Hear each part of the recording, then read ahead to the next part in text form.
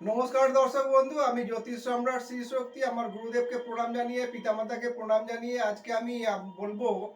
যে আপনি ঘরে বসেই জানতে পারবেন আপনার বিবাহ কখন হবে। কারণ হচ্ছে যে আপনি প্রথমে আপনার যে রাশি চার্ট তৈরি করা আছে বা যদি তৈরি করা না থাকে তাহলে আপনি কোনো জ্যোতিষীর কাছ থেকে গিয়ে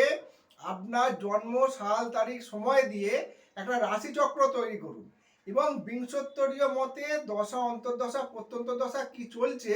সেইটা আপনি একটা লিস্টিং করুন। করার পরে আপনি দেখুন যে আপনার বিংশোত্তরীয় মতে যদি দ্বিতীয় সপ্তম একাদশপতির কোনো দশা অন্তর্দশা প্রত্যন্ত দশা চলে, সেই সঙ্গে যদি আপনার দেখবেন যে লং যেখানে লেখা আছে আপনার রাশি চার্টে, এই লং লেখা আছে এর থেকে অ্যান্টি ক্লক ওয়াইজ গুনবেন, গুনে সপ্তম ঘরটা যেটা হচ্ছে সেই সপ্তম ঘরে যদি গোচরকালীন মানে বর্তমান সময় যখন আপনার বিবাহ ইচ্ছা মনে জাগছে বা বিবাহের চিন্তা ভাবনা করছেন,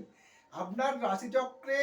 লং যেখানে লেখা আছে তারখান থেকে অ্যান্টি ক্লক ওয়াইজ গুনে সপ্তম ঘর যেটা হচ্ছে সেই সপ্তম ঘরে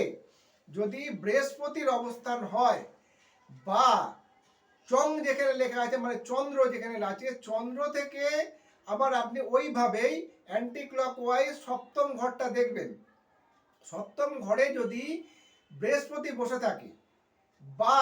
যদি লং যেখানে লেখা আছে এই লগ্নে যদি বৃহস্পতি থাকে বা চং যেখানে লেখা আছে সেই চন্দ্রের উপরে যদি বৃহস্পতির অবস্থান থাকে, গোচরকালীন সময় যখন বিবাহের চিন্তা ভাবনা হচ্ছে বা কথাবার্তা চিন্তা ভাবনা মানসিক একটা প্রস্তুতি নিচ্ছেন, সেই সময় যদি থাকে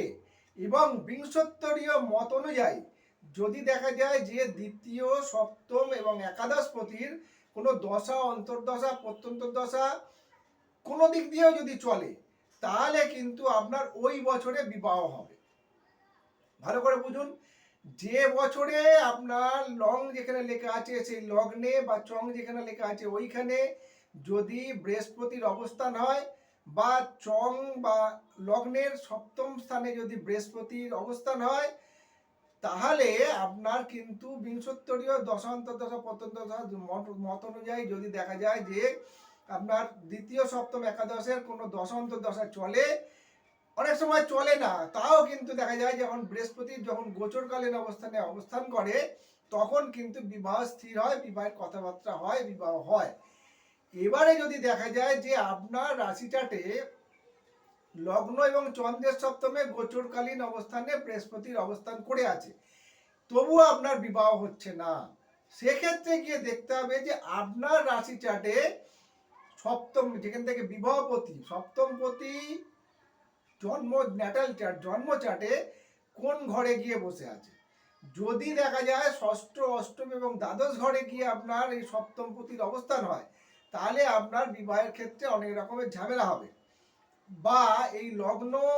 বা চং যেখানে লেখা আছে চন্দ্রের সপ্তমে যদি শনি বসে থাকে, তাহলে দেখা যাবে যে আপনার বিবাহে বিলম্ব হবে, বিবাহের কথাবার্তা হয়ে ভেঙে যাবে বা বিবাহ আপনার হতে হতে হবে না।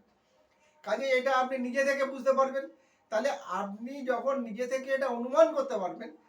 তখন কিন্তু আপনি যদি কোনো জ্যোতিষীর কাছে আলোচনা করেন তাহলে কিন্তু আপনার ফ্রুটফুল হবে। আমার উদ্দেশ্য হচ্ছে যে আপনি কোনো বিভ্রান্তির মধ্যে যাতে না যান, না যেতে হয়, না পড়তে হয়, সেই জন্যই আমার জ্যোতিষকে মানে জ্যোতিষ যাতে আপনাকে কোনো ভুলভাবে পদক্ষেপ নিতে না পারে, ভুলভাবে যেন আপনি বুঝতে না পারেন, যাতে আপনি কোনো প্ররোচনায় না পড়েন, সেই জন্যই আমার এই অনুষ্ঠানটা করা। কাজেই আপনি নিজেই জানুন যে আপনার এই সময়টায় বিবাহটা হবে। ঠিক আছে, এবার আমি অন্য এক সময় আবার প্রেম বিবাহ নিয়ে আলোচনা করব। আজকে এই পর্যন্তই। সবাই সুস্থ থাকবেন, ভালো থাকবেন।